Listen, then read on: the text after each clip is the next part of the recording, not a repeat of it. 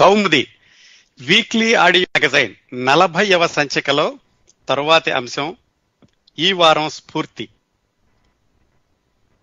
ఈ స్ఫూర్తి కార్యక్రమంలో మనం వివిధ రంగాలకి, వివిధ ప్రదేశాలకి, వివిధ కాలాలకి సంబంధించినటువంటి వ్యక్తుల గురించి మాట్లాడుకుంటున్నామండి. ఏ ఒక ప్రాంతానికో, ఒక భాషకో, ఒక అంశానికో, ఒక రంగానికో పరిమితం కాకుండా మనం ప్రపంచవ్యాప్తంగా ఆస్ట్రేలియాలో ఉన్న ఒక వృద్ధుడి గురించి మాట్లాడుకున్నాం, అలాగే అమెరికాలోని టెక్నికల్ జైంట్స్ గురించి మాట్లాడుకున్నాం, భారతదేశంలో 1800 సంవత్సరంలో ఉన్న ఏనుగుల వీరాస్వామయ్య గారి గురించి, అలాగే 1800 చివరిలో ఉన్నటువంటి ఆనందీబాయి జోషి, బండారు అచ్చమాంబల గారి గురించి, ఈ కాలంలో ఇప్పుడు మన మధ్యన ఉన్నటువంటి స్ఫూర్తిదాయకమైన సామాన్య అసామాన్యుల గురించి మాట్లాడుకున్నాం. ఎందుకు చెప్తున్నానంటే ఈరోజు స్ఫూర్తి అంశంలో మనం మాట్లాడుకోబోయేటటువంటి ఒక మహిళ ఇంతవరకు బహుశా ఈ రంగంలో ఉన్న వాళ్ళ గురించి ఎక్కువ మంది గురించి మాట్లాడుకోలేదండి. ఇదేమిటంటే శాస్త్ర విజ్ఞాన రంగం, సైన్సెస్, ఫిజికల్ సైన్సెస్, కెమిస్ట్రీ ఇలాంటి అంశాలకి సంబంధించినటువంటి రంగంలో విశేషమైన పరిశోధనలు చేసి ప్రపంచవ్యాప్తంగా రికార్డులు సృష్టించడమే కాకుండా వ్యక్తిగత జీవితంలో కూడా తనకంటూ కొన్ని ప్రత్యేకతల్ని పోగు చేసుకున్న ఒక మహిళా శాస్త్రజ్ఞురాలి గురించి ఈరోజు మాట్లాడుకుందామండి. ఆవిడ పేరు చెప్పబోయే ముందు మనం గతంలో మాట్లాడుకున్న ఇంకొక మహిళ గురించి గుర్తు చేస్తాను. పూర్తిగా పోలికలు ఉండవు, కానీ కొన్ని విషయాల్లో పోలికలు ఉంటాయి, అందుకనే ఆ విషయం గుర్తు చేస్తాను మీకు. మనం ఈ కౌముది వీక్లీ ఆడియో మ్యాగజైన్స్ ప్రారంభించిన కొత్తలో ఒక మహిళ గురించి మాట్లాడుకున్నామండి. ఆవిడ పేరు ఆనందీబాయి జోషి. భారతదేశం నుంచి సముద్రాలు దాటి అమెరికాకి వచ్చి అమెరికాలో మెడిసిన్ చదువుకున్న మొట్టమొదటి హిందూ మహిళ. అలాగే ఆవిడ చిన్నప్పుడు చదువుకోవడానికి పడిన కష్టాలు, ఎందుకంటే ఆవిడ నివసించింది 1865 నుంచి 1887 వరకు. ఆ రోజుల్లో భారతదేశంలో మహిళలు చదువుకోవడం అంటే చాలా వ్యతిరేకత ఉండేది. ఆడవాళ్ళని స్కూళ్ళకి పంపించేవాళ్ళు కాదు, పెద్దలు, సమాజము అందరూ కూడా. అలాంటి పరిస్థితుల్లో భర్త దగ్గర 6-7 సంవత్సరాలు చదువుకొని చాలా కష్టాలు పడి అమెరికాకి వచ్చి అమెరికాలో మెడిసిన్ డిగ్రీ తీసుకున్నటువంటి మొట్టమొదటి హిందూ మహిళ ప్రపంచవ్యాప్తంగా కూడా. ఆ తరువాత దురదృష్టవశాత్తు భారతదేశానికి తిరిగి వెళ్ళగానే 22 సంవత్సరాల వయసు నిండకుండానే ఆవిడ చనిపోయారు. బహుశా బ్రతికి ఉంటే ఎన్ని అద్భుతాలు సాధించి ఉండేవాళ్ళు. ఆవిడ ఆ విధంగా మెడిసిన్ చదువుకోవడానికి కారణం ఏమిటంటే భారతదేశంలో ఆడవాళ్లకి వైద్య సదుపాయాలు సరిగా లేవు, అందుకని భారతదేశంలో మహిళా వైద్యురాళ్ల యొక్క అవసరం ఎంతైనా ఉంది, అలాగే మహిళలకి ప్రత్యేకంగా ఆసుపత్రులు కావాలి. ఈ ఆశయంతో ఆవిడ అమెరికా వచ్చి మెడిసిన్ చదువుకున్నారు. దురదృష్టవశాత్తు దాన్ని సాధించలేకపోయారు, అది వేరే విషయం.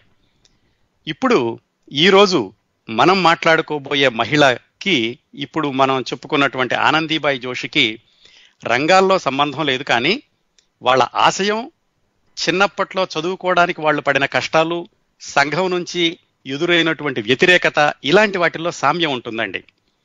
అలాగే ఈరోజు మనం మాట్లాడుకోబోయే ఈ మహిళా శాస్త్రవేత్త జీవించిన కాలం కూడా అటు ఇటుగా ఆనందీబాయి జోషి జీవించినటువంటి కాలంలోనే. కాకపోతే ఆనందీబాయి జోషి కేవలం 22 సంవత్సరాలు మాత్రమే జీవించారు. ఈ మహిళా శాస్త్రవేత్త 67 సంవత్సరాలు జీవించారు, ఎన్నో అద్భుతాలు సాధించారు. అందుకని ఈ సామ్యం కేవలం వాళ్ళ ఆశయాన్ని వాళ్ళు నెరవేర్చుకునే దిశలో వాళ్ళకి ఎదురైన ఆటంకాలు, వాటిని అధిగమించిన విధానం, ఈ స్ఫూర్తి మాత్రం 2 జీవితాల్లో ఒకటిగానే ఉంటుంది. కాకపోతే పూర్తిగా వైవిధ్యభరితం. వీళ్ళు పుట్టిన దేశం కానీ, వీళ్ళు పెరిగిన వాతావరణం కానీ, అలాగే వాళ్ళు సాధించదలుచుకున్న ఆశయం కానీ సామ్యం ఉంది, కానీ పూర్తిగా వ్యతిరేకం. ఆనందీబాయి జోషి 1865లో భారతదేశంలో పుట్టారు. దాదాపు 2 సంవత్సరాల తర్వాత, అంటే 1867లో అసలు భారతదేశానికి ఏమాత్రం సంబంధం లేని పోలాండ్ అనేటటువంటి దేశంలో, అప్పటి రాజకీయ పరిస్థితులు చూద్దాం తర్వాత, పోలాండ్ దేశంలో పుట్టినటువంటి ఒక మహిళ ఆ తర్వాత చదువుకుని ప్రజల్ని విద్యావంతుల్ని చేసి శాస్త్ర విజ్ఞానాన్ని పెంపొందించి దాన్ని మానవాళి కళ్యాణం కోసం ఉపయోగించాలని, అలాగే తాను నివసిస్తున్న పోలెండ్ దేశం యొక్క దాస్య శృంఖలాలు తెంచాలని, ఆ దృష్టిలో తను చదువుకుని అందరికీ చదువు చెప్పించాలని ఈ ఆశయంతో ఆ మహిళ 24 సంవత్సరాల వయసులో, అప్పటి వరకు కూడా ఆవిడ చదువుకోవడానికి చాలా కష్టాలు పడ్డారు. 24 సంవత్సరాల వయసులో పోలెండ్ దేశాన్ని వదిలి ఫ్రాన్స్ దేశం వెళ్ళి అక్కడ స్థిరపడడం కాకుండా అక్కడ పరిశోధనలు చేసి ప్రపంచవ్యాప్తంగా పేరు తెచ్చుకున్నారు. ఇప్పటికి కూడా ఆవిడ పేరు చాలా మంది విని ఉంటారు. విని ఉండకపోయినా ఆవిడ చేసినటువంటి శాస్త్ర విజ్ఞాన పరిశోధన ఫలితాలని ప్రపంచం అంతా కూడా దాన్ని అనుభవిస్తోందండి. ఈరోజు మనం భయంకరమైనటువంటి క్యాన్సర్ వ్యాధి గురించి ఉన్నప్పుడు రేడియం ట్రీట్మెంట్ అని వింటూ ఉంటాం, తెలుసు కదా. ఆ రేడియో యాక్టివిటీ అన్నటువంటి ఆ కాన్సెప్ట్ ని, రేడియో యాక్టివిటీ వెనకాల ఉన్నటువంటి అంశాన్ని, వాటన్నిటినీ కూడా ప్రతిపాదించి వాటిని కనిపెట్టి వాటిని ప్రాచుర్యంలోకి తీసుకొచ్చి వాటిని ఉపయోగంలో పెట్టినటువంటి మహిళ, ఆమె పేరు మేరీ క్యూరీ, మేడం క్యూరీ అని కూడా అంటారండి. ఈరోజు మనం మాట్లాడుకోబోయే స్ఫూర్తిదాయకమైన మహిళా విజ్ఞాన శాస్త్రవేత్త మేరీ క్యూరీ. మహిళా విజ్ఞాన శాస్త్రవేత్త అనగానే ఇదేదో పూర్తిగా సైంటిఫిక్ గా ఉంటుంది, ఇందులో అంతా సైన్స్ గురించి బోధన చేస్తాను అనుకోకండి మీరు. మేరీ క్యూరీ జీవితం చూస్తేనండి, మనం సాధారణంగా ఇంత ప్రపంచవ్యాప్తంగా పేరు తెచ్చుకున్నటువంటి శాస్త్రజ్ఞులు కానీ శాస్త్రజ్ఞురాళ్ళు కానీ వాళ్ళ యొక్క జీవితాలు, వ్యక్తిగత జీవితాలు కొన్ని పరిమితులు, కొన్ని నిబంధనలు ఉంటాయి. ఎందుకంటే జీవితాంతం వాళ్ళు ప్రయోగశాలలకు పరిమితం అయిపోవడం, పరిశోధనలకే వాళ్ళు నిబద్ధులై ఉండడం, వీటి వల్ల వాళ్ళ వ్యక్తిగత జీవితం అంత వైభవంగా ఉండకపోవచ్చు. కానీ ఈ మేరీ క్యూరీ ఆవిడ పరిశోధనా రంగంలోని శాస్త్ర విజ్ఞాన జీవితము, వ్యక్తిగత జీవితం రెండూ కూడా ఆవిడ సమతుల్యం చేసుకుంటూ ఒక మంచి తల్లిగా, మంచి కూతురుగా, చెల్లిగా, భార్యగా ఆవిడ తన కర్తవ్యాన్ని పరిపూర్ణంగా నిర్వర్తించారు. ఒక విధంగా చెప్పుకోవాలంటే ఆవిడ ఇటు శాస్త్రజ్ఞురాలుగాను అటు కుటుంబ మహిళగాను పరిపూర్ణమైనటువంటి జీవితాన్ని సాగించారు. అది చాలా స్ఫూర్తిదాయకంగా ఉంటుందండి. ఎలా చేయగలిగారు ఈ రెండింటినీ కూడా సమతుల్యత చేసుకుంటూను అని.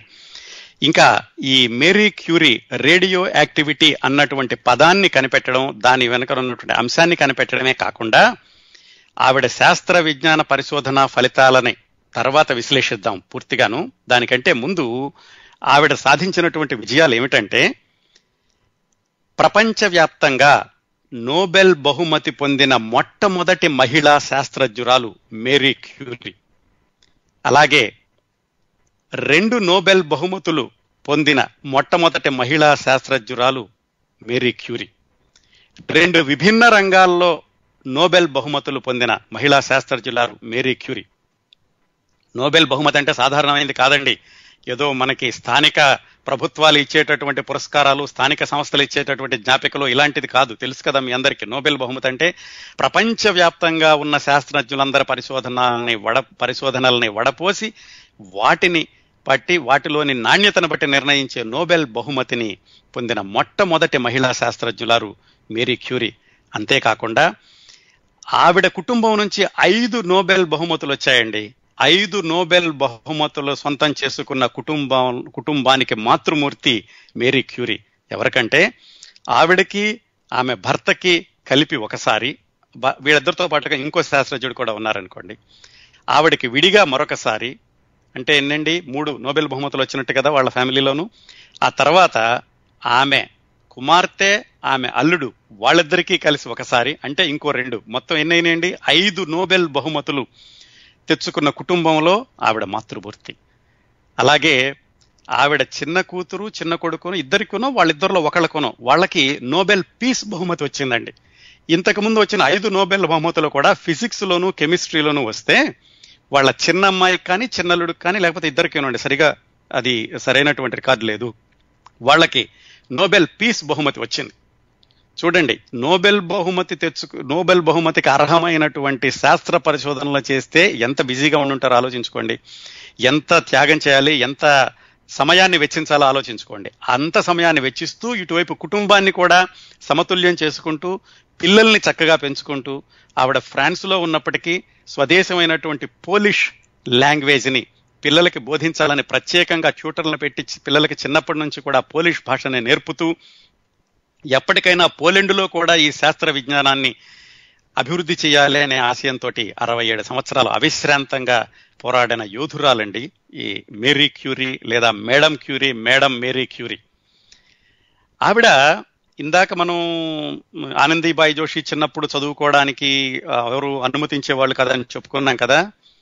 ఈ ఆడవాళ్ళకి విద్యకి అవసరమైనటువంటి అనుకూలమైన పరిస్థితులు అప్పట్లో కేవలం భారతదేశంలోనే కాదండి, ప్రపంచవ్యాప్తంగా కూడా ఈ విచక్షణ ఉండేది. భారతదేశంలోనే కాకుండా యూరోప్లో కూడా ఆడవాళ్లు చదువుకోవడం అంటే చాలా వ్యతిరేకత ఉండేది. చదువుకోవడానికి ఎవరూ ప్రోత్సహించేవాళ్ళు కాదు సరికదా, వాళ్ళని నిరుత్సాహపరిచేవాళ్ళు, వాళ్ళకి అవకాశాలు కూడా కల్పించేవాళ్ళు కాదు.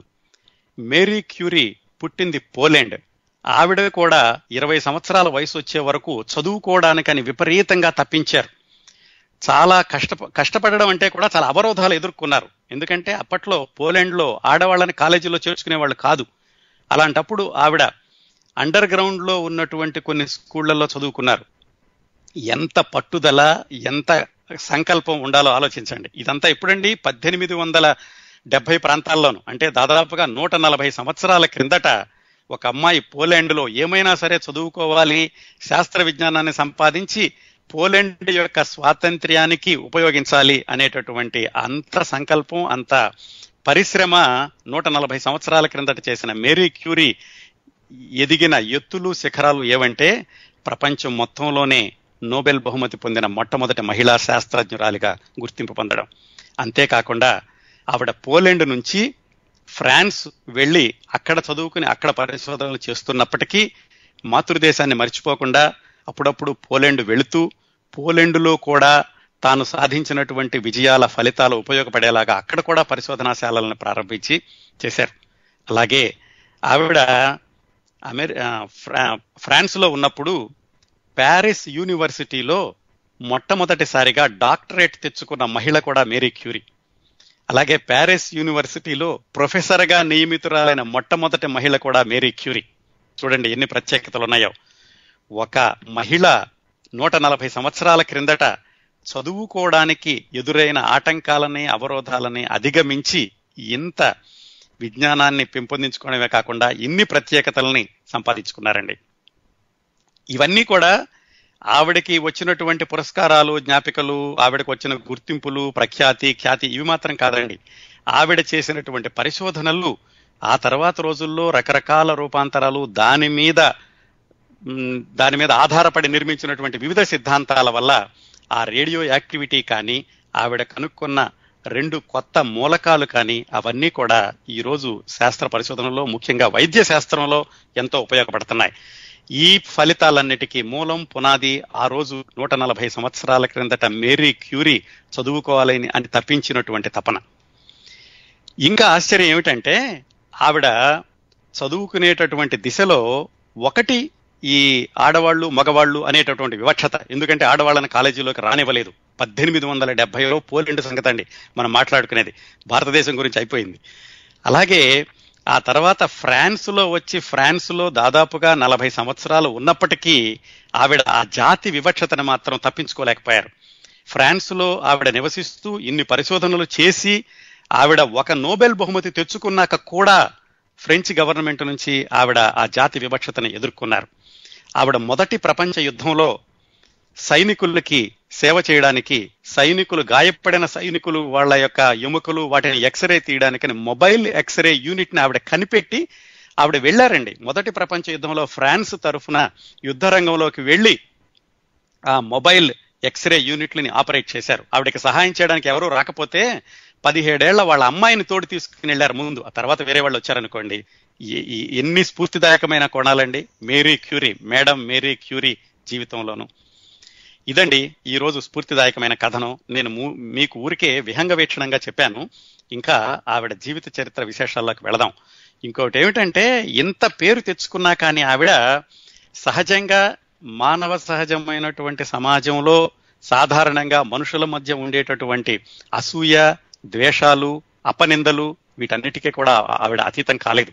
ఒక నోబెల్ బహుమతి తెచ్చుకున్న శాస్త్రజ్ఞురాలు కూడా ఆ ఫ్రాన్స్ దేశంలో ఆ దేశంలో, ఆ సమాజంలో ఉన్నటువంటి కొంతమంది నుంచి వ్యతిరేకతని తప్పించుకోలేకపోయారు. ఆవిడ జీవితం చదువుతుంటే కేవలం ఏదో ఒక సైంటిస్టు జీవితం లాగా కాకుండా మనం తరచూ వినేటటువంటి తెలుగు కథలు, నవలలు, మంచి తెలుగు సినిమాల్లో అంటే ఆడవాళ్ల యొక్క జీవితం అలా అనిపిస్తూ ఉంటుందండి.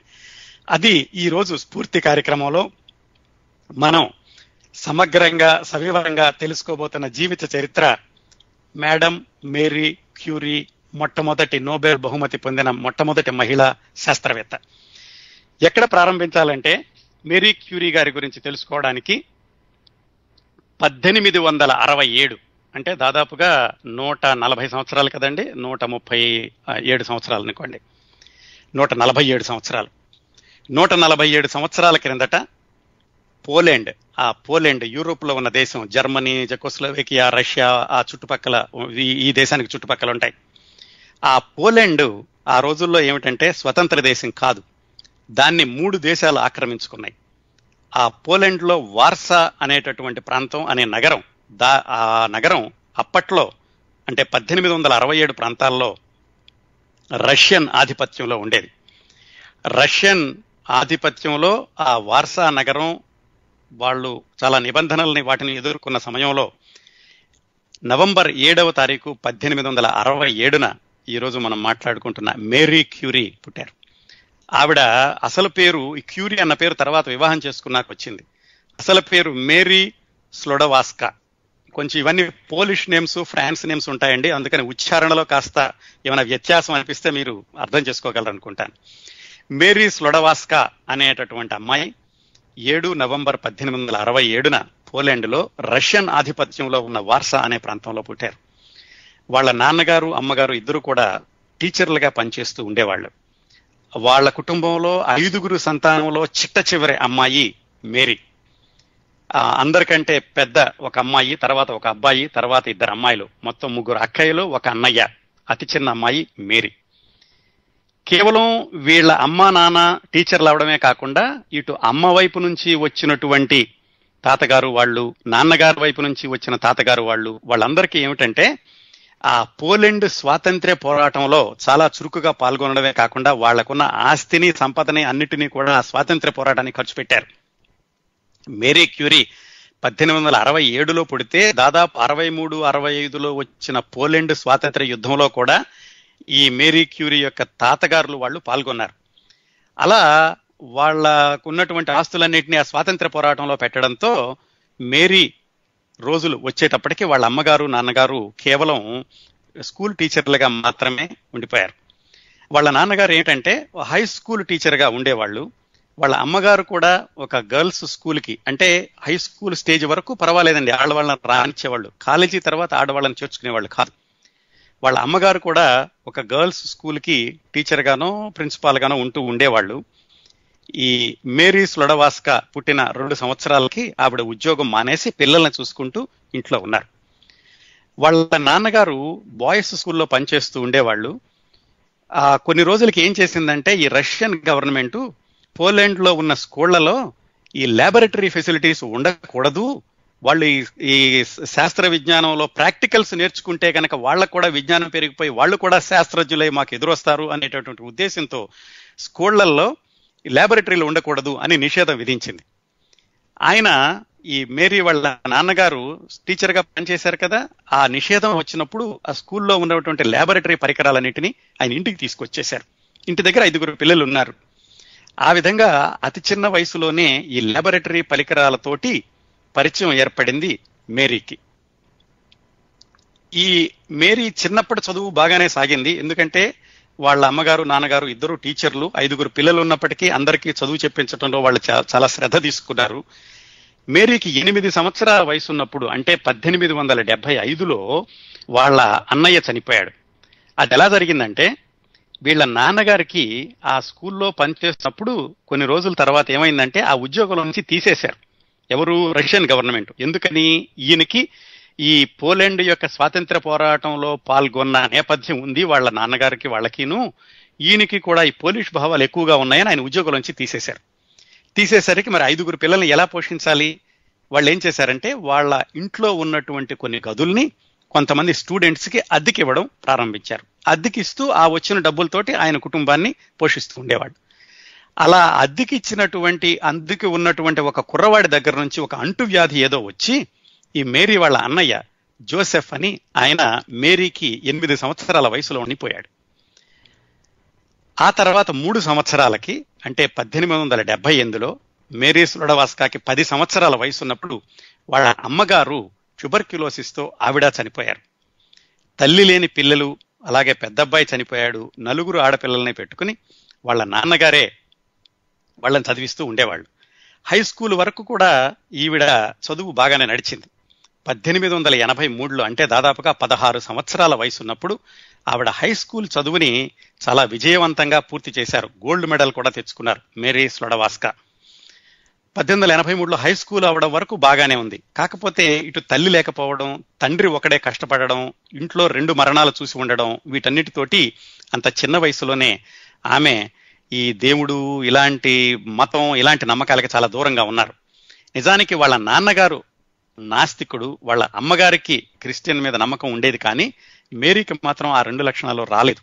ఎందుకంటే చిన్నప్పుడే మరణాలు చూడడం, ఈ కష్టాలు చూడడం, వాస్తవిక దృక్పథంతో ఉండడం, వీటన్నిటితోటి మేరీ తటస్థంగా ఉండిపోయారు.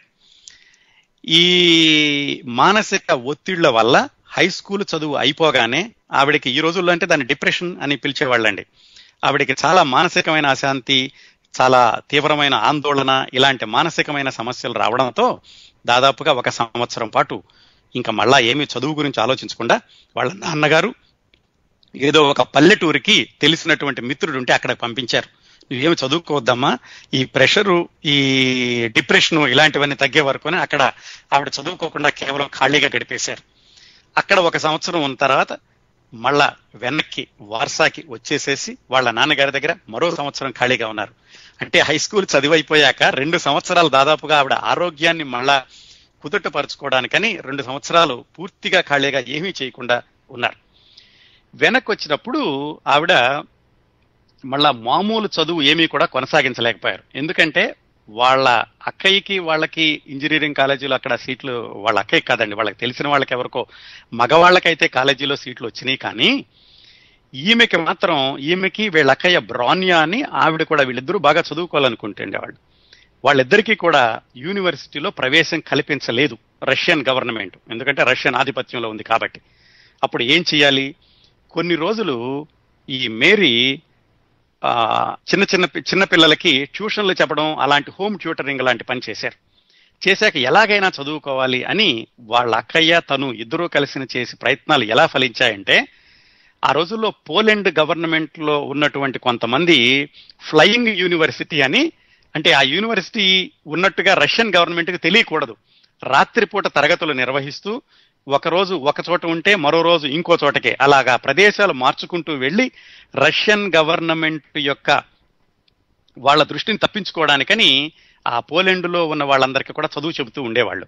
అలాంటి ఫ్లయింగ్ యూనివర్సిటీలో మేరీ, వాళ్ళ అక్కయ్య బ్రాన్యా వాళ్ళిద్దరూ చేరి భయంగానే రాత్రిపూట వెళ్ళడం, ఎవరికీ తెలియకుండా, అదే రష్యన్ గవర్నమెంట్కి తెలిస్తే మళ్ళీ వాళ్ళని చాలా శిక్ష విధిస్తుంది.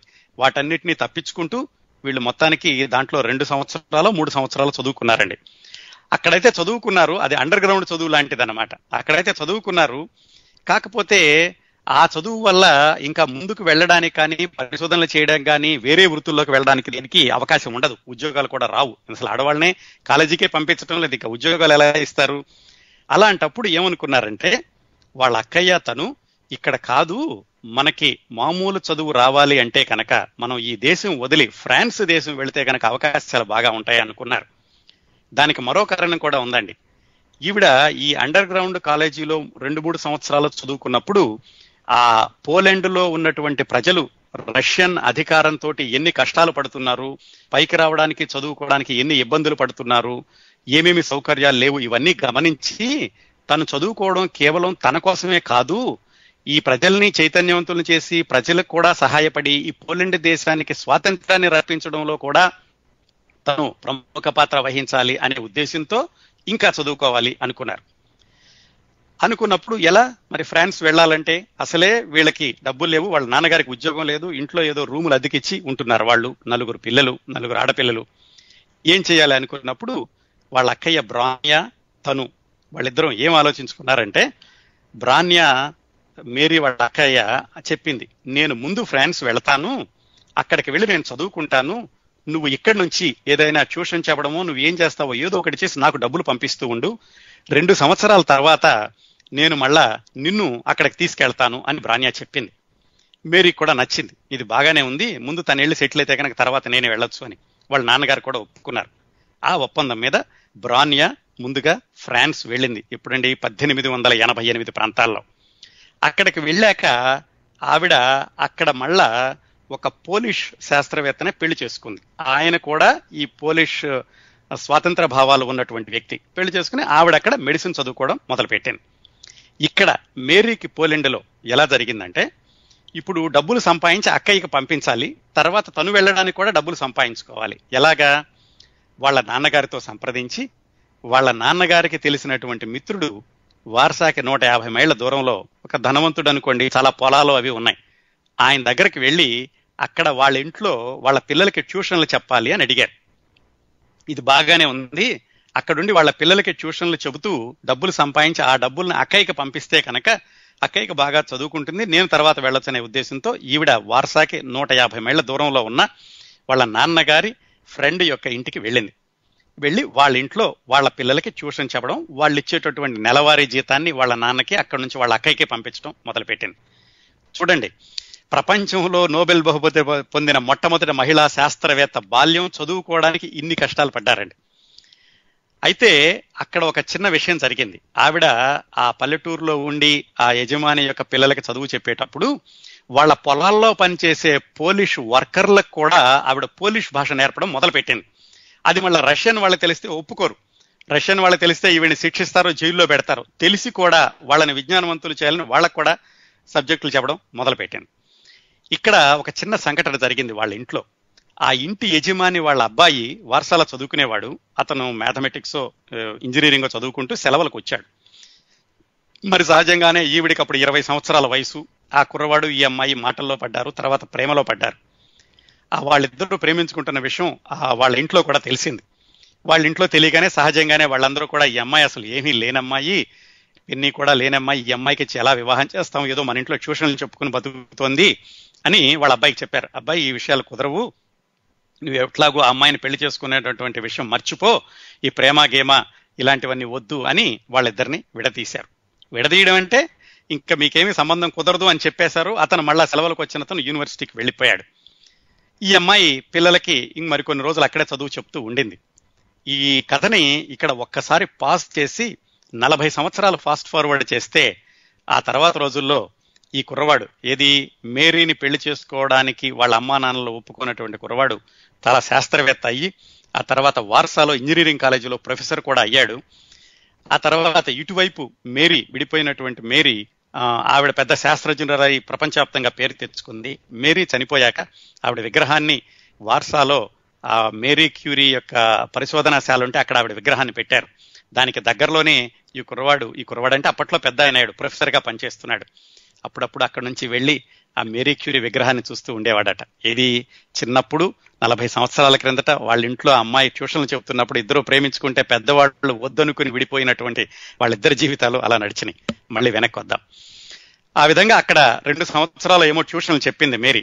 ఆ వచ్చిన డబ్బులతోటి 1889 ప్రాంతాల్లో వెనక్కి వచ్చేసింది. వెనక్కి వచ్చేసేటప్పటికి వాళ్ళ నాన్నగారి పరిస్థితి ఎలాగుందంటే కొంచెం మెరుగుపడింది. ఆయన ఆ ఉద్యోగం పోయినప్పటికీ వేరే మంచి ఉద్యోగం తెచ్చుకోగలిగి ఆయన కూడా కొంచెం డబ్బులు వెనకేయడం మొదలు పెట్టారు. వెనక్కి రాగానే ఫ్రాన్స్ నుంచి వాళ్ళ అక్కయ్య కబురు చేసింది, నువ్వు వచ్చేస్తావా, మరి నేను తీసుకురాగలను, ఇప్పటి వరకు మేము పర్వాలేదు, కొంచెం డబ్బులు సంపాదించుకోగలిగామని. అయితే మేరీ బేరీజు వేసి చేసుకుంది. తన దగ్గర ఉన్న డబ్బులు వాళ్ళ అక్కయ్యకి పంపించినవి ఇంకా తనకు మిగిలిన వాటితోటి వెళ్ళినా కానీ సరిగ్గా తను బ్రతకలేను అనేటటువంటి అనుమానంతో ఇప్పుడే కాదు, నేను 1 సంవత్సరం ఆగి వస్తాను అని వాళ్ళ అక్కయ్యకి చెప్పింది. అని చెప్పి వాళ్ళ నాన్నగారితో కూడా మాట్లాడి మరొక సంవత్సరం వార్సాలోనే మళ్ళీ ట్యూటర్గానే పనిచేసి 2 సంవత్సరాల పాటు ఆవిడ ట్యూటర్గా పనిచేసిందండి. డబ్బులు సంపాదించుకుని ఫ్రాన్స్ వెళ్ళాలి, అక్కడ చదువుకోవాలి అనేటటువంటి సంకల్పంతో చేసి మొత్తానికి ఎలాగైతే 1891లో ఫ్రాన్స్ వెళ్ళడానికి బయలుదేరింది. అప్పట్లో ఎలాగుండేదంటే పోలెండ్ నుంచి ఫ్రాన్స్ వెళ్ళడానికి రైళ్లు అవి ఉన్నప్పుడు 4వ తరగతి అని ఉండేటట్టండి. 4వ తరగతిలో ఉండే వాళ్ళకి కూర్చోవడానికి సీట్లు కూడా ఉండేవి కాదు. ఆవిడ తను సంపాదించుకున్నటువంటి డబ్బుల్ని, ఒక కుర్చీని, ఒక దుప్పటి, కొన్ని బట్టలు తీసుకుని 4వ క్లాసులో పోలెండ్ నుంచి ఫ్రాన్స్ కి 4వ తరగతిలో, అంటే 4వ తరగతి రైల్లో వెళ్ళింది. తన కుర్చీ తనే తీసుకుని వెళ్ళగానే ఫ్రాన్స్ లో ఇబ్బంది ఏమీ లేదు, ఎందుకంటే వాళ్ళ అక్కయ్య ఉంది కాబట్టి. వాళ్ళ అక్కయ్య దగ్గరికే వెళ్ళింది. వాళ్ళ బావగారు కూడా చెప్పుకున్నాం కదా, ఆయనకి కూడా ఈ పోలిష్ భావాలు, పోలిష్ స్వాతంత్ర పోరాటం గురించి ఫ్రాన్స్ లో ఉంచి కూడా ఆయన ప్రయత్నాలు చేస్తూ ఉండేవాడు. వాళ్ళ ఇంట్లో ఉన్నది ఆవిడ. అక్కడ కొంచెం బాగానే ఉంది, కానీ ఆవిడ వెళ్ళే చదువుకోవాలనుకుంటుంటే యూనివర్సిటీ ఆఫ్ ప్యారిస్ చాలా దూరంలో ఉంది. అక్కడికి వెళ్ళాలంటే గుర్రబండిలో వెళ్ళాలి. గుర్రబండిలో వెళ్ళాలంటే రోజు డబ్బులు అవుతాయి. మరి అన్ని డబ్బులు పెట్టుకునేటటువంటి పరిస్థితి కాదు. అందుకని ఇక్కడ కంటే వాళ్ళ అక్కయ్య గారి ఇంట్లో కంటే కూడా యూనివర్సిటీకి దగ్గరలో ఉంటే బాగుంటుంది అని ఆవిడ ఇల్లు మారడానికి నిర్ణయించుకుంది. అది ఒక కారణం. రెండో కారణం ఏంటంటే వాళ్ళ బావగారు ఈ పోలిష్ ఈ స్వాతంత్ర్య పోరాటం దాంట్లో ఎక్కువగా చురుకుగా ఉండడంతో ఇంటికి వచ్చిపోయే వాళ్ళు, దాంట్లో కూడా చదువుకోవడానికి అంత సరిగా ఉండదు అని ఆవిడ విడిగా యూనివర్సిటీకి దగ్గరలో ఒక వసతి కోసం వెళ్ళింది. ఆ వసతి ఎలాగండి, అప్పట్లో బిల్డింగ్స్ లో ఎలా ఉండేదంటేనట, 1891లోనండి మనం మాట్లాడుకుంటోంది, అంటే 123 సంవత్సరాల క్రిందట.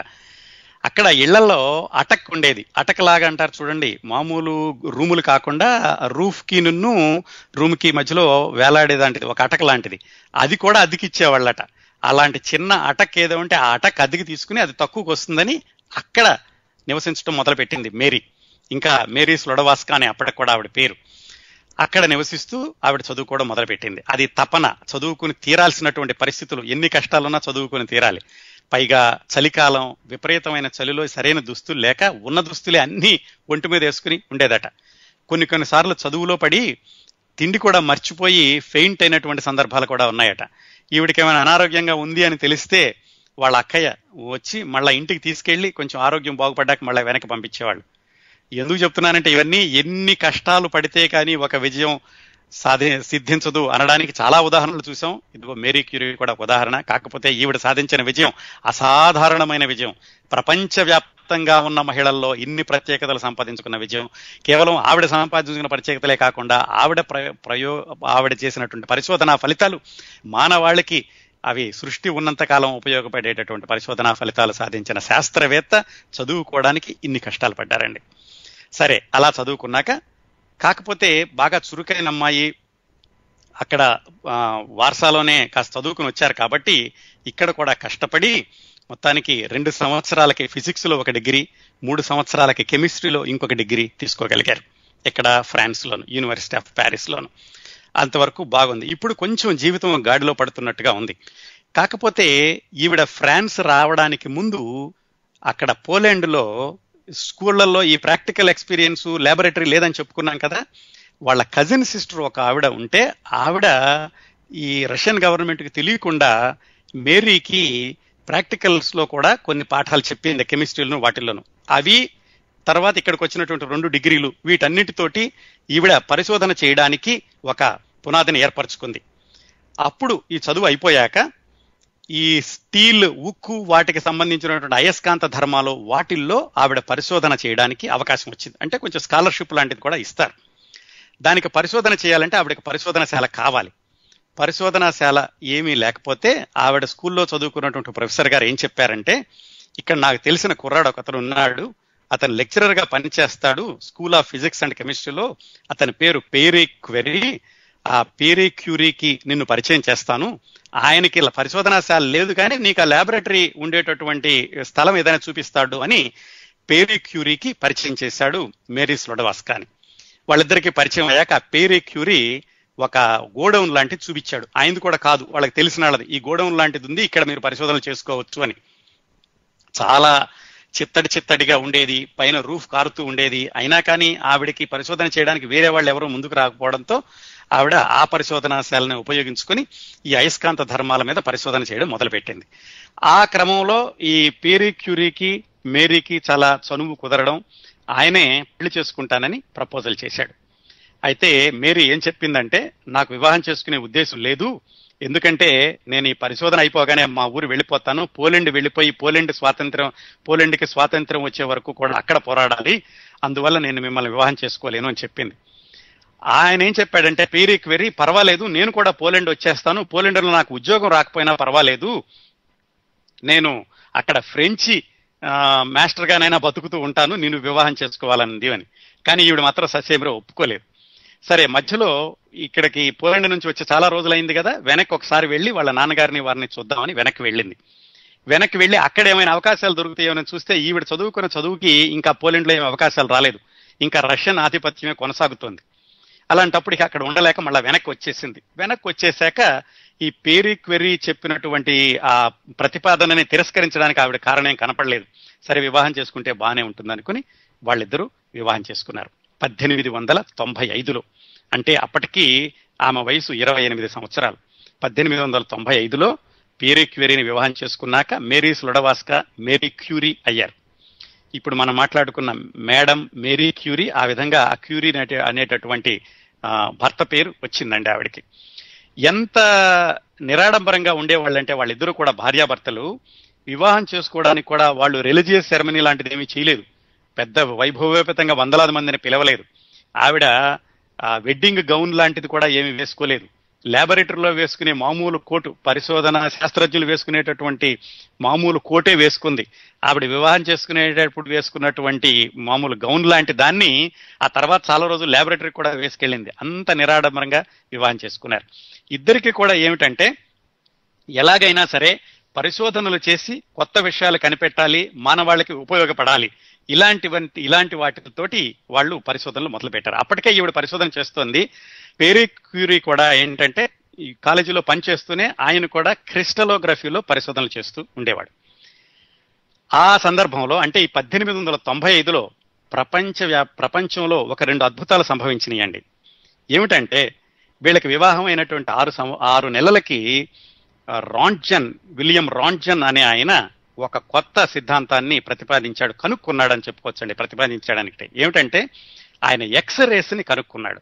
ఎక్స్రేస్ ఎలాగా బయటకు తీసుకురావచ్చు, వీటిని చాలా పదార్థాల నుంచి లోపలికి వెళతాయి, వీటి వల్ల మెడికల్ ఫీల్డ్లో చాలా ఉపయోగపడుతుంది అనేటటువంటి సిద్ధాంతాన్ని ప్రతిపాదించి నిరూపించాడు రాంట్జన్ 1895లో. అది మేరీ క్యూరీ గమనించింది. అది జరిగిన 2-3 సంవత్సరాలకు, 1 సంవత్సరానికి ఏమైందంటే, బెకరల్ అనే ఆయన ఎక్స్రేస్ కాకుండా కొత్త రకమైనటువంటి కిరణాలు కూడా యురేనియం నుంచి వస్తాయి, ఈ కిరణాలు ఏమిటో అర్థం కావట్లేదు, కానీ యురేనియంకి మాత్రం ఏమీ చేయకుండానే కిరణాలని ప్రసరించేటటువంటి ఒక గుణం ఉంది అని బెకరల్ అనే ఆయన కనిపెట్టాడు. అంతేకాకుండా ఈ బెకరల్ ఏం కనిపెట్టాడంటే, ఈ యురేనియం నుంచి వచ్చేటటువంటి కిరణాలు ఏమీ చేయాల్సిన అవసరం లేదు, యురేనియం అక్కడ పెట్టినా సరే వస్తాయి, ఎక్కువ యురేనియం ఉంటే ఎక్కువ కిరణాలు వస్తాయి, తక్కువ ఉంటే తక్కువ వస్తాయి, ఇలాంటి సిద్ధాంతాన్ని ఆయన కనుక్కున్నాడు. ఈ 2 మేరీ క్యూరీ గమనించింది. దాని మీద తను డాక్టరేట్కి పరిశోధనలు చేద్దాం అనుకుంది. ఎందుకంటే పాత పరిశోధనలు ఏమైనా తీసుకుంటే కనుక అవన్నీ చదవాలి, ఇవన్నీ కొత్తగా వచ్చినటువంటి పరిశోధనలు ఎక్కువ చదవాల్సిన అవసరం లేదు, ఈ శాస్త్రజ్ఞుల దగ్గర నుంచి విషయాన్ని సేకరించుకుని తను ముందుకెళ్లొచ్చు. ఆ విధంగా 1896 ప్రాంతాల్లో ఆవిడ పరిశోధన మొదలుపెట్టి దాదాపుగా 1903 వరకు పరిశోధనలు కొనసాగించిందండి. ఆ పరిశోధనల్లో ఈవిడ ఈ యురేనియం మీద పరిశోధనలు చేస్తోంది అని తెలుసుకుని ఆమె భర్త కూడా తను చేసే పరిశోధనలు వదిలేసి, అప్పటికే ఆయనకి డాక్టరేట్ వచ్చేసింది, వదిలేసి భార్యతో కలిసి పరిశోధనలు చేయడం మొదలుపెట్టాడు. వీళ్ళు చేసింది ఏమిటి, ఈ బెకరల్ అనే ఆయన కనుక్కున్నటువంటి యురేనియం నుంచి కిరణాలు వస్తాయి అన్న పరిశోధనలు ముందుకు తీసుకెళ్లి వాటికి రేడియో యాక్టివిటీ అన్న పేరు పెట్టడమే కాకుండా అది ఎలా వస్తుంది అన్నదాన్ని కూడా వాళ్ళు ప్రతిపాదించారు. అప్పటి వరకు కూడా మూలకాల్లో అణువులు, పరమాణువులు, మాలిక్యూల్స్, యాటమ్స్ తెలుసు కదా మీకు, ఆ పరమాణువు అనేది అభేద్యము, పరమాణువు అనేది అతి చిన్నది, దాంట్లో ఇంకేమి ఉండదు అని భౌతిక శాస్త్రవేత్తలందరూ నమ్మేవాళ్ళు. ఆ నమ్మకాలని పటాపంచలు చేస్తూ పరమాణువు లోపల కూడా ఇంకా ప్రోటాన్లు, న్యూట్రాన్లు, ఎలక్ట్రాన్లు అనేవి ఉంటాయి, వాటి వల్ల యురేనియం ఈ కిరణాలను వెదజల్లుతోంది అనేటటువంటి సిద్ధాంతాన్ని వాళ్ళు నిరూపించారండి. అది భౌతిక శాస్త్రంలో ఆ రోజుల్లోనే కాదు, తర్వాత కూడా చాలా విప్లవాత్మకమైనటువంటి పరిణామం. అది ఒక రకమైనటువంటి ప్రయోగం వాళ్ళు చేసింది. అలాగే 1898 ప్రాంతాల్లో వాళ్ళు 2 మూలకాలను కనుక్కున్నారు. కొత్తగా కనుక్కున్నట్టు ఒక మూలకానికి వాళ్ళు పొలోనియం అని పేరు పెట్టారు. వాళ్ళ దేశం వాళ్ళ పోలాండ్ ఆ పేరు మీదుగా దానికి పొలోనియం అనేటటువంటి పేరు పెట్టారు. ఇందులో మూలకాలని ఉండేటటువంటి ఆవర్తన పట్టిక అంటారు చూడండి, దాంట్లో కూడా దానికి స్థానాన్ని కల్పించుకోగలిగారు. ఈ విధంగా వాళ్ళ పరిశోధనలు కొనసాగుతున్నాయి. రెండో వైపున వ్యక్తిగతంగా 1897లో ఒక అమ్మాయి పుట్టింది వాళ్ళకి. ఆ పాపను పెంచడానికని వాళ్ళ మామగారు వచ్చి వాళ్ళ ఇంటి దగ్గర ఉన్నారు. వాళ్ళది పోలాండే కదా ఈ పీరీ క్యూరీ వాళ్ళ నాన్నగారు. ఆయన కూడా ఒక డాక్టరేటు. కాకపోతే వాళ్ళ అత్తగారు చనిపోవడంతో ఆయన వచ్చి వీళ్ళ ఇంట్లో ఉండి ఈ పిల్లల్ని పెంచడం, కుటుంబంలో వ్యక్తులు ఎక్కువయ్యేసరికి వీళ్ళకి ఇంకా డబ్బులు సంపాదించినటువంటి అవసరం, ఇంకా అప్పటి వరకు కూడా వాళ్ళు పరిశోధనలోనే ఉన్నారు. అందుకని ఆ పరిశోధనలు కొనసాగిస్తూ దాంతో పాటుగా ఆవిడ టీచింగ్ కూడా చేస్తూ టీచింగ్ అసిస్టెంట్ గా డబ్బులు సంపాదించి ఇటువైపు కుటుంబాన్ని పోషించడానికి, మరోవైపు పరిశోధనలు కొనసాగించడానికి అలా చేసుకుంటూ వెళ్ళారు. అలా చేస్తూ చివరికి ఆవిడకి డాక్టరేట్ వచ్చింది. మొట్టమొదటిసారిగా Paris university of France Paris లో డాక్టరేట్ తెచ్చుకున్నటువంటి మహిళ మేరీ క్యూరీ. 1903లో ఆవిడకి డాక్టరేట్ వచ్చిందండి. ఆ డాక్టరేట్ రావడానికి ఒక సంవత్సరం ముందే వాళ్ళ నాన్నగారు పోలాండ్ లో చనిపోయారు. వ్యక్తిగతంగా జీవితం అలా ఒక అమ్మాయి వాళ్ళ మామగారు ఇంటి దగ్గర ఏంటో చూసుకుంటున్నారు, అలా నడుస్తోంది. ఆ జీవితాన్ని అలా కొనసాగిస్తూ ఇటు శాస్త్రపరంగా పరిశోధనలు చేస్తూ హస్బెండ్ తను కలిసి దాదాపుగా 5-6 సంవత్సరాల్లో 30 సైంటిఫిక్ పేపర్లు పబ్లిష్ చేశారు. ఇంకోటి ఏమిటంటే ఈ సైంటిఫిక్ పేపర్లు పబ్లిష్ చేసేటప్పుడు అతి త్వరగా ప్రపంచానికి చెప్పాలి, లేకపోతే వేరే వాళ్ళు ఎవరో కనుక్కుంటారు. ఎవరు ముందు చెబితే వాళ్ళకి ఆ ఖ్యాతి వస్తుంది. నిజంగా ఈవిడ చేసినటువంటి ఈ రేడియో యాక్టివిటీ అనే పదాన్ని కనిపెట్టడం, ఆ కాన్సెప్ట్ ని కనిపెట్టడం, దాన్ని కొలవడానికి క్యూరీ అంటారనేటటువంటి కొలమానాన్ని కనిపెట్టడం, ఇవన్నీ కూడా ఈవిడ చేసిన 2 నెలలకి జర్మనీలో ఇంకో వాళ్ళు ఎవరు బయట పెట్టారు. కాకపోతే ఈవిడ ముందే కనుక్కుంది కాబట్టి ఈవిడికి ఆ ఖ్యాతి దక్కింది. 1903లో నోబెల్ బహుమతి ఇద్దాం అనుకున్నప్పుడు, అసలు నోబెల్ బహుమతి అనేది 1901లో మొదలైందండి. మొట్టమొదటిసారిగా ఎక్స్రేలు కనుక్కున్నటువంటి రాంట్జన్ ఆయనకి ఇచ్చారు. 1903లో నోబెల్ బహుమతి ఎవరికి ఇద్దాం అనుకున్నప్పుడు ఈ రేడియో ధార్మిక శక్తి గురించి పరిశోధనలు చేసినటువంటి బెకరల్ కి, పైరీ క్యూరీకి ఇద్దాం అనుకున్నారు. మరి ఈవిడికి ఎందుకు ఇద్దాం అనుకోలేదు? మహిళ కాబట్టి. ఆ వివక్షత అలా కొనసాగుతూ వచ్చిందండి. అయితే ఆ నోబెల్ బహుమతుల్ని నిర్ధారించేటటువంటి కమిటీలో ఉన్న ఒక ఆయన ఎట్టి పరిస్థితుల్లో మేరీని మనం నిర్లక్ష్యం చేయడానికి వీల్లేదు, మేరీ ఆమె భర్త ఇద్దరూ కలిసి చేశారు ఈ ప్రయోగాలు, ఆమె కూడా ఈ ఖ్యాతి దక్కాలి, ఎట్టి పరిస్థితుల్లోనూ ఆవిడ్ని కూడా ఈ నోబెల్ బహుమతిలో చేర్చి తీరాల్సిందే అని ఆయన చాలా పట్టుబట్టి మొత్తానికి ఆమె పేరు కూడా చేర్పించాడు. ఆ విధంగా 1903లో ముగ్గురికి సమానంగా ఫిజిక్స్ లో నోబెల్ ప్రైజ్ వచ్చిందండి. మేరీకి, భర్త పీరీ క్యూరీకి, అలాగే బెకరల్ అన్న ఆయనకి. అసలు మొట్టమొదటిగా యురేనియం నుంచి కిరణాలు వస్తాయని చెప్పిన ఆయనకి, వీళ్ళ ముగ్గురికి నోబెల్ బహుమతి వచ్చింది. ఆ విధంగా మొట్టమొదటిసారిగా నోబెల్ బహుమతికి అర్హమైన మహిళా శాస్త్రవేత్తగా మేరీ క్యూరీ చరిత్రలో నిలిచిపోయారు. అది అయ్యింది. 1903లో అయ్యాక మరి ఒకసారి ఖ్యాతి వచ్చాక అందరూ వచ్చేస్తారు కదా, దాంతో పరిశోధనలు కూడా కొంచెం వెనకబడ్డం మొదలుపెట్టినాయి. కానీ పరిశోధనలు అలాగే కొనసాగిస్తూ వచ్చారు. ఈలోగా ఏమైందంటే ఆమె భర్తకి ఆమెకి కూడా అనారోగ్యం మొదలైంది. వాళ్ళకి తెలీదు ఈ రేడియో యాక్టివిటీకి కనుక ఎక్స్పోజ్ అయితే చాలా శరీరంలో కణాలు చనిపోతాయని, చాలా ఇబ్బందులు వస్తాయని, అనారోగ్యానికి కూడా కారణం అవుతుంది అని వీళ్ళకి తెలియదు. అలా పరిశోధనలు చేస్తూ వాళ్ళ భర్త కూడా అనారోగ్యానికి గురవడం కాకుండా కొన్ని రోజులు దాదాపుగా ఇంట్లో మూలుగుతూ పడుకునేవాడట. ఆయనకి వాటిని ఎలా క్యూర్ చేసుకోవడం కూడా తెలియదు, ఆయనకి ఎలా వస్తుందో కూడా తెలియదు, కాబట్టి దానికి నివారణ కూడా వాళ్ళకి తెలియదు. ఇద్దరి ఆరోగ్యాలు కూడా దెబ్బతినడం మొదలుపెట్టినాయి. వాళ్ళ ఇద్దరి మునివేళ్లు పనిచేసేవి కాదటండి, ఎందుకంటే వాటితో పట్టుకుంటూ ఉండేవాళ్ళు కదా రేడియో యాక్టివ్ మెటీరియల్ని, దాన్ని నేను అందుకని ఆ మునివేళ్లు కూడా పనిచేయడం మానేసినాయట. అయినా కానీ వాళ్ళ పరిశోధనలు ఎప్పుడు మానలేదండి, అలా కొనసాగిస్తూ వచ్చారు. ఇంకో విషయం ఏం చెప్తారంటే, ఒక్క నిమిషం ఆపి మళ్ళీ ఇప్పటికి వస్తానండి. వీళ్ళు అప్పట్లో చేసినటువంటి పరిశోధనలు అంటే 1896-97 యురేనియం, రేడియో యాక్టివిటీ వీళ్ళు చేసినట్టు పరిశోధనల పేపర్లు ఇంకా ఉన్నాయట. కానీ ఆ పేపర్లను ఎవరైనా కానీ తాకాలన్నా కానీ ముట్టుకోవాలన్నా కానీ చాలా ప్రమాదకరం, ఎందుకంటే ఈ రేడియో యాక్టివిటీ మెటీరియల్ వాటి మీద ఉంటుందని. ఇప్పుడు కూడా ఆ పేపర్లను ఎవరైనా చూడాలంటే ప్రత్యేకమైనటువంటి దుస్తులు, ప్రత్యేకమైన జాగ్రత్తలు తీసుకుని ఆ పేపర్లని చూస్తారటండి. అంత ప్రమాదకరమైన పరిస్థితులని అని తెలియకుండా వాళ్ళు అప్పట్లో పరిశోధనలు కొనసాగించారు. ఇంత బాగానే ఉంది. ఒకసారి నోబెల్ బహుమతి వచ్చింది, వాళ్ళకి డబ్బులు కూడా వచ్చినాయి, వాళ్ళకి బహుమతులు వచ్చినాయి, అలాగే వాళ్ళు చేసేటటువంటి ఆ పరిశోధనలకి మరి కొంత ప్రోత్సాహం కూడా లభించడం మొదలైంది. అయితే 1903 నుంచి అనారోగ్యంతో ఉన్నప్పటికీ కూడా వీళ్ళు కొనసాగిస్తూనే ఉన్నారు. 1904లో ఇంకో పాప పుట్టింది. ఇంకా వాళ్ళ మామగారు వీళ్ళింట్లోనే ఉండిపోయారు పిల్లలు చూసుకోవడానికని. 2 పిల్లలు. అప్పటికే ఒక నోబెల్ బహుమతి. పెద్ద పాపకి అప్పటికి దాదాపుగా 6 సంవత్సరాల వయసు. పిల్లలిద్దరికీ కూడా ఇంట్లో ట్యూషన్ టీచర్లను పెట్టి పోలిష్ భాష చెప్పించడం మొదలుపెట్టింది. ఎందుకంటే ఆవిడకి దేశభక్తి ఎక్కువ అని చెప్పుకున్నాం కదా. అలా వాళ్ళ పరిశోధన కొనసాగుతోంది. వాళ్ళ భర్త కూడా ఏమిటంటే యూనివర్సిటీ ఆఫ్ ప్యారిస్ లో ఒక ప్రొఫెసర్ పదవి కూడా ఇచ్చారు. పరిశోధనలు కొనసాగుతున్నప్పుడు 1906 సంవత్సరం వచ్చిందండి. 1906లో ఆవిడ జీవితంలో ఒక పెద్ద ఉత్పాతం, ఒక పెద్ద లోటు సంభవించింది. అదేమైందంటే ఇద్దరు కూడా ఎప్పుడూ ల్యాబొరేటరీలో ఉండేవాళ్ళు. ఆయన మేరీ క్యూరీ భర్త పీరీ క్యూరీ ఒకరోజు ఆయనకి చాలా బిజీగా ఉంటూ ఉండేవాడు. సాయంకాలం ఇంట్లో ఫ్యామిలీ లైఫ్ లోను ల్యాబొరేటరీలో కూడాను. ఉదయం ల్యాబొరేటరీలో గడిపాడు. మధ్యాహ్నం ఎక్కడో లంచ్ మీటింగ్కి వెళ్ళి ఎవరో శాస్త్రజ్ఞులతో అక్కడ మాట్లాడాడు. బాగా వర్షం కురిసే రోజులు. ఆ తర్వాత మధ్యాహ్నం ఇంకో ప్రెస్కి వెళ్ళి ఆయన ప్రచురించేటటువంటి పేపర్లు ప్రూఫ్ రీడింగ్ చేయాలి. అలాగని ప్రెస్కి వెళ్ళారు. వెళితే అక్కడ ప్రూఫ్ రీడింగ్ చేయడానికి తలుపులు వేసున్నాయి. సరే, మళ్ళీ హడావిడిగా వెనక్కి ల్యాబొరేటరీకి వస్తున్నారు. సాయంకాలం ఇంటి దగ్గరికి ఎవరో శాస్త్రజ్ఞులు రమ్మని చెప్పారు.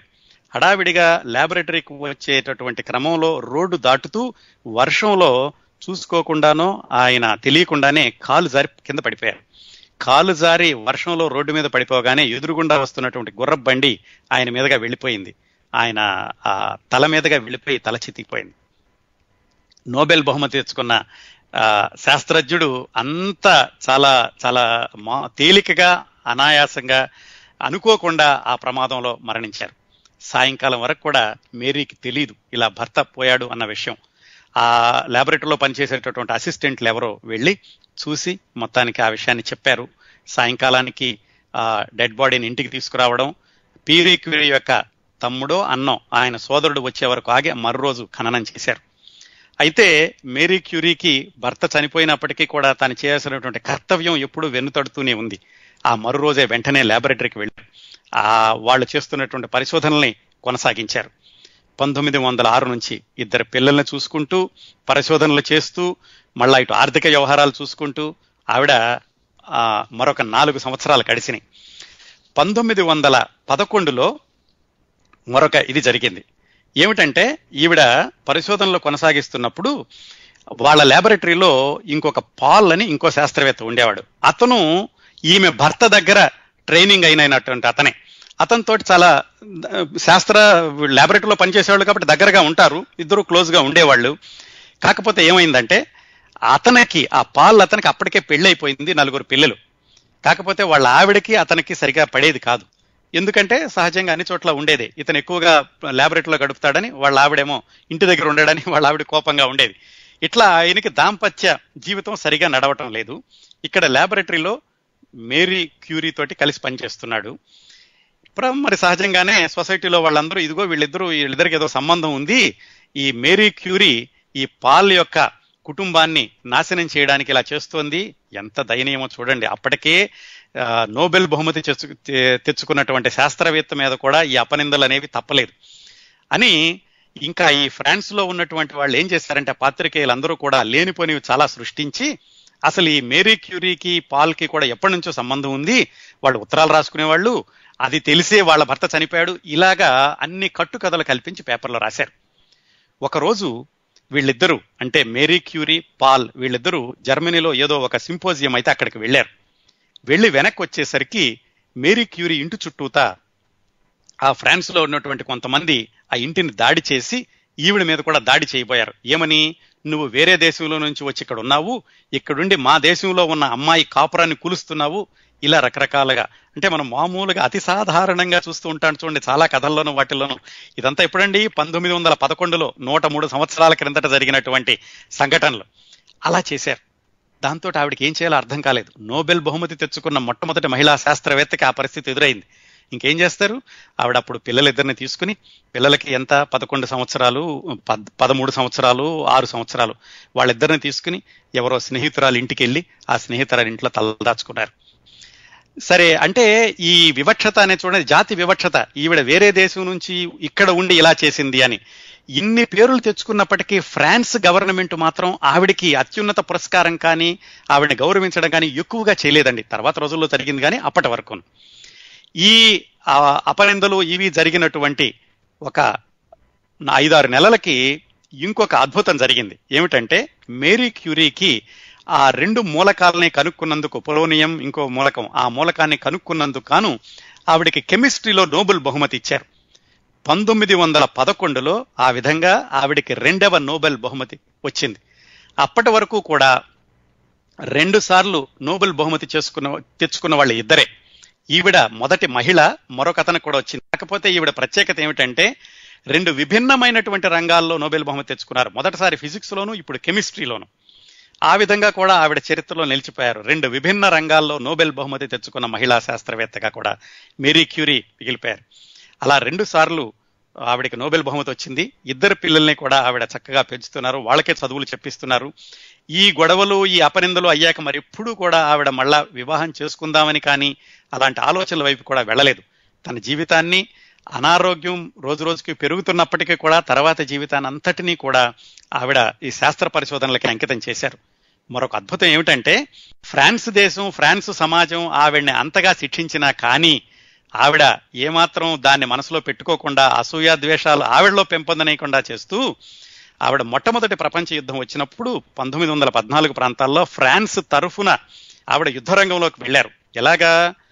ఆవిడ సొంతంగా మొబైల్ ఎక్స్రే యూనిట్ ని కనిపెట్టి, అప్పుడు ఆవిడ ఎనాటమీ చదివి, ఎక్స్రే గురించి పరిశోధన చేసి, మెకానికల్ గురించి నేర్చుకుని మొబైల్ ఎక్స్రే యూనిట్ ని కనిపెట్టారు.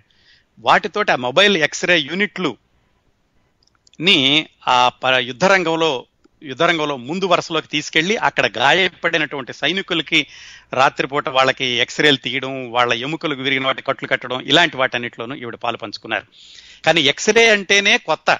ఎక్స్రేలో పనిచేయడం అనేది చాలా చాలా ప్రమాదకరమైనటువంటి విషయం, అతి జాగ్రత్తగా ఉండాలి. అందుకని ఈవిడికి సహాయం చేయడానికి ఎవరు రాలేదు. అప్పుడు ఆవిడ ఏం చేసిందంటే, సొంత కూతురునే, పెద్ద కూతురు, ఆవిడ పేరు ఐరిన్, ఆవిడనే తీసుకుని, ఆవిడకి 17 సంవత్సరాల వయసు, ఆ అమ్మాయిని తీసుకుని తను ఇద్దరూ కలిసి యుద్ధ రంగంలోకి వెళ్లి ఫ్రాన్స్ దేశానికి సహాయం చేశారు మొబైల్ ఎక్స్రే యూనిట్లతోటి. ఆ తర్వాత మరికొంతమంది వచ్చారనుకోండి, మొట్టమొదటానికి ఈవిడ కనిపెట్టింది మాత్రం ఆవిడే. ఆ విధంగా ఫ్రాన్స్ దేశానికి కూడా మొదటి ప్రపంచ యుద్ధంలో మొబైల్ ఎక్స్రే యూనిట్లతోటి ఆవిడ సహాయం చేశారు. ఆ విధంగా 1920 వరకు ఆవిడ అటు యుద్ధ రంగంలో ఉండగా పరిశోధనలు వెనకబడి మళ్ళా వెనక్కి వచ్చేసి పరిశోధనలు మొదలుపెట్టారు. 1920-25 ప్రాంతాల నుంచి ఆరోగ్యం మరింతగా దిగజారడం మొదలుపెట్టింది. ఆవిడకి కళ్ళు కూడా క్యాట్రాక్ట్ వచ్చి కళ్ళు కూడా కనిపించినటువంటి పరిస్థితి. 2-3 సార్లు ఆపరేషన్ చేస్తే కానీ మళ్ళా కంటి చూపు రాలేదు.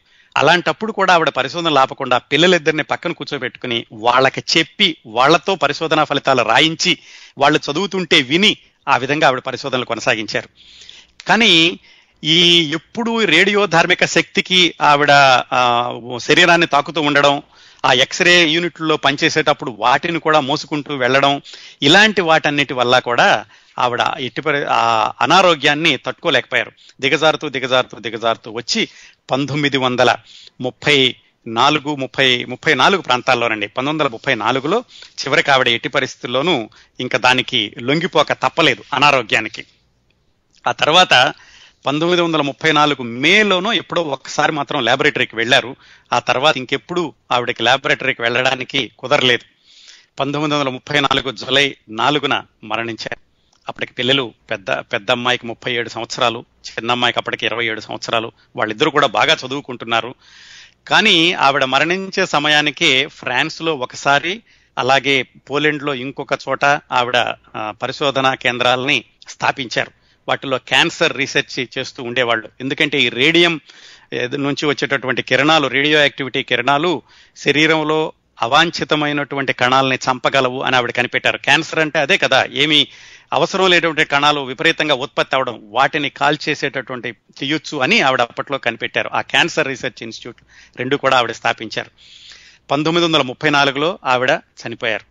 అదండి మేరీ క్యూరీ గారి జీవితంలోని స్ఫూర్తి ఒక్కసారి వెనక్కి తిరిగి చూడండి. చదువుకోవడానికి ఎన్నో కష్టాలు, దేశంలోనేమో ఆడవాళ్ళని చదువుకోనివ్వకపోవడం, ఇటు ఫ్రాన్స్ వస్తేనేమో జాతి వివక్షత, అటు మహిళా వివక్షత, ఈ మళ్ళా వ్యక్తిగత జీవితంలో అపనిందలు, వీటన్నిటినీ కూడా తట్టుకుంటూ ఆవిడ చేసినటువంటి పరిశోధనా ఫలితాలు ఇప్పటికి కాదండి, ఇది ప్రపంచం ఉన్నంతకాలం, సృష్టి ఉన్నంతకాలం కూడా ఆవిడ చేసిన పరిశోధనలు నిలిచిపోతాయి.